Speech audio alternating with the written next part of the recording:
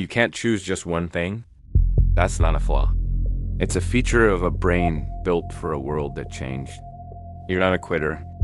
You're a polymath in progress. In our last conversation, we explored what we called the graveyard of hobbies, that quiet place where enthusiastically started projects go to die, abandoned as soon as the novelty fades or difficulty appears.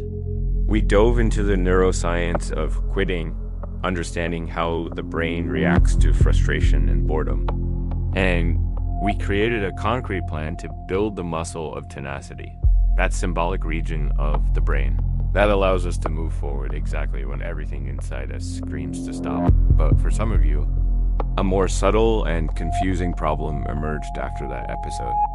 What if your problem isn't quitting? What if, in fact, you have the exact opposite difficulty? You have too many things you want to commit to, and all of them seem equally legitimate, urgent, and passionate?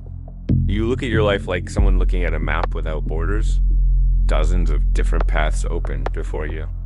And the most distressing part is that all of them seem to truly be part of who you are. You don't fear hard work, nor do you run from prolonged effort. What paralyzes you isn't laziness, it's choice. You freeze in the face of abundance because saying yes to one path feels like betraying all the other versions of yourself. This is the classic scanner's dilemma, a term coined by author Barbara, sure to describe minds that aren't content to dig a single deep well, but prefer to explore many horizons. It's perfectly summarized in the sentence that echoes in the minds of so many creatives. Professionals and dreamers. I could do anything, if only I knew what it is. Society, however, has a less generous word for you. Dilettante, someone who is a jack of all trades but master of none. A dabbler who never goes deep. And the anxiety that comes with this label is immense. It eats away from the inside. It seems that your greatest strength, that insatiable curiosity, that ability to fall in love with different fields, is also your greatest professional weakness. You begin to suspect you were born with the right engine for the wrong car. Today, we're going to dismantle this anxiety piece by piece. We'll investigate the invisible geometry of a successful career, not the career idealized by old manuals, but the one that works for multidimensional minds. And in the end, we'll offer a practical path for those who were never meant to be just one thing.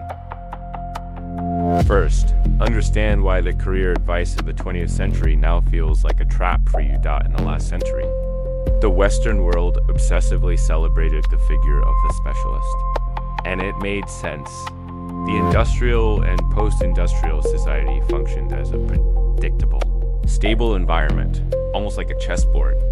The rules were clear, the moves known, and the path to success was simple. Go a kilometer deep in a single field, accumulating linear expertise over decades. This is the world of the I-shaped person, the expert with a single deep pillar of knowledge, narrow and tall. But this is not the world we live in today, is it? Today's world is not a chessboard. It's a constantly shifting river. Researchers call this a wicked learning environment. The rules change without warning. The feedback you receive is delayed or misleading, and causal patterns are not obvious. What worked yesterday may fail tomorrow. Without explanation, think about the difference between a golfer and a firefighter. The golfer operates in a kind environment. The rules of the game never change. The hole is always the same size. The ball responds to physics predictably, and feedback is immediate. You see right away if you hit or missed. The firefighter, however, works in a wicked environment. Every fire is unique. The fire's behavior changes with wind and humidity. Information is incomplete, and small decisions can have gigantic, unpredictable consequences. In a wicked world, which is the world of contemporary knowledge, business, technology, art, and cutting-edge science, the hyper-specialist has dangerous blind spots. This doesn't mean specialists aren't necessary. They're absolutely indispensable. A neurosurgeon needs to be deep. A flight engineer needs to master every bolt on that aircraft. The problem isn't that the specialist path is wrong. The problem is that it's treated as the only legitimate path. And the single ruler, applied to all brains, makes people like you feel like eternal failures when, in truth, your brain was simply built for a different kind of world. A world of connections, cross-pollinated patterns, and unusual syntheses. Second, stop thinking in fixed job titles and start thinking in competency. We already know the I-shaped person, the specialist with one deep pillar. At the exact opposite end is the dash-shaped person, be a kilometer wide and a centimeter deep. This is the classic trap of knowing a little about everything, but having no grounding in anything. This configuration generates justified anxiety, because you feel eternally shallow, replaceable, floating without ballast. But there are other shapes, and one of them is radically more powerful for your mind. This is the M-shaped professional, also called a polymath or serial generalist. Imagine two deep solid legs. Your first leg could be, for example, data science. You go deep there. You understand statistics, data cleaning, visualization, predictive models. This solves real problems and pays your bills. Your second leg is narrative. You also go deep there. The aesthetics of language, dramatic structure, persuasion, storytelling for business. And the horizontal bar connecting the two legs consists of your peripheral interests, cognitive psychology, art history, philosophy of science, interaction design. Suddenly, you're no longer a distracted data scientist who can't decide between spreadsheets and literature. You become the rare person who can weave complex data into a compelling narrative that a CEO actually understands, or that moves a client. That combination isn't just beautiful, it's valuable. Economically valuable. The cognitive tool that enables this is called far transfer. The typical specialist uses near transfer, applying a skill learned in one similar context to another. The polymath, however, operates with far transfer. They see the underlying structure, almost mathematical, of one field and apply it to a completely different one, often without immediately realizing it.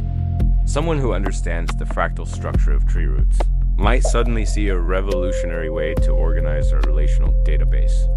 A musician trained in classical harmony might look at software code full of repetition and see a cadence there that begs for resolution, a more elegant, less redundant structure. And all those random interests you've collected over the years. They aren't distraction, they are raw material. They form your personal library of metaphors, and metaphors are what generate revolutionary insights in mature fields. Great discoveries don't come from more data. They come from a new way of framing the problem. And that new framing is almost always born from the improbable. Encounter between two disciplines that don't normally talk to each other. Third, build your M-shaped life with 3 concrete strategies. The first strategy is serial mastery. You don't build all the pillars at once. That's a recipe for burnout and frustration. You choose your own pillar and commit to it for a delimited season, somewhere between 6 and 18 months. The anxiety of choice paralyzes most scanners because they think the decision is permanent. The secret is to lower the stakes. You aren't choosing the rest of your life. You're choosing only this season. A good first pillar is usually the one that creates the most practical stability. A good enough job that pays the bills and reduces financial urgency. Or it could be the one with the most energy and excitement right now. The subject that keeps you up late without effort. Build that first leg until it's strong. What does strong mean in this context? It means mastering the central 80% of that skill, a level of fluency where you solve most real-world problems without consulting a manual or asking for outside help. When your curiosity in that area is satisfied for now, not dead. But content, you make a conscious, deliberate choice.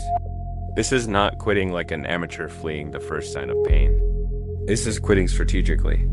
This is a graduation. You look at that leg, recognize the progress made, and decide, now I'm going to start building my second leg. This is radically different from chaotic abandonment. The second strategy is an anchor job. If your mind is naturally pulled toward exploration, toward new domains, readings, courses. Experiments, having a source of stability that doesn't drain your cognitive energy is one of the most powerful moves you can make. Albert Einstein, while developing the theory of relativity, worked as a patent examiner in Bern.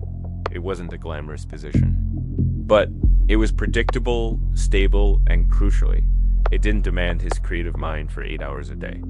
That stable ground allowed his mind to wander through the universe in his free hours. Your anchor job isn't just a salary. It's a strategic asset. A job with low cognitive demand, repetitive, but not exhausting, leaves you with a surplus of your scarcest and most valuable resource, your mental energy to explore.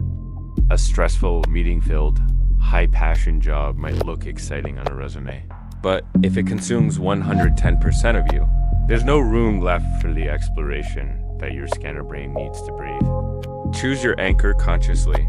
The third strategy is an external capture system.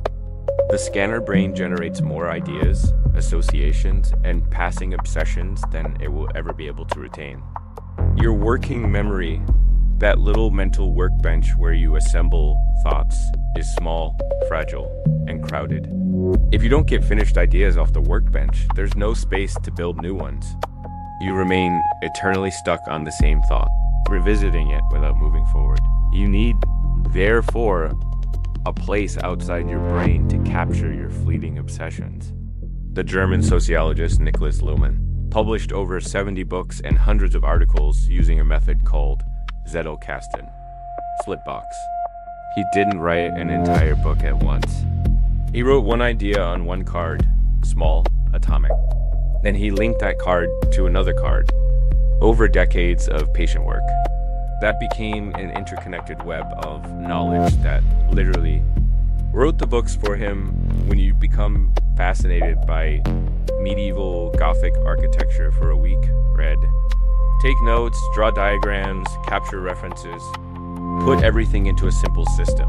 Notion, Obsidian, Rome, a physical file box. It doesn't matter. When the obsession passes, and it will pass, let it go without guilt. Don't fight your curiosity's natural. 3 years later, on an unexpected web design project, you'll stumble across those old notes about cathedrals and have a flash. The support structure of a cathedral, with its ribs, flying buttresses, and stained glass windows that tell stories, is exactly the structure this website needs. That moment isn't luck. It's the magical moment of the Polymath, but it only happens if you captured the scattered points along the way. Without recording, the connection cannot emerge. With recording, your future self will thank you. You are not a spineless amateur. You are not a dilettante doomed to superficiality. You are a scanner, a polymath in potentia. Your brain was not designed for the stable, linear world of the eye-shaped specialist. It was designed to be a living bridge between seemingly distant worlds of knowledge. And that bridge is becoming increasingly valuable in a wicked world, where complex problems demand solutions that no single discipline can provide alone. This path we've described today will not always be easy. Mastery, even serial mastery, takes time. There will be weeks of doubt, months of invisibility, but having a map for your mind, understanding why you work this way and not some other way, brings immense calm. Toxic self-criticism begins to fade, replaced by a quiet confidence of someone who is finally playing the right game. Choose your first pillar. Build it with temporary focus. Use your anchor job as a stable platform, not a cage. And build a simple external system to hold your infinite sparks of curiosity, because it is these sparks, connecting across years, that produce the true creative fires. You were never meant to master just one thing. You were meant to be the person who sees how everything connects and who teaches others to see the same dot to get started today. We've created a free PDF for you, the Polymath's Field Guide. It contains a straightforward framework to audit your scattered interests, identify your first 2 M-shaped pillars, and design your career without anxiety. The link is in the description dot, and if after hearing all of this, you found yourself thinking, my problem isn't too many interests, it's that I actually quit at the first obstacle. Don't worry.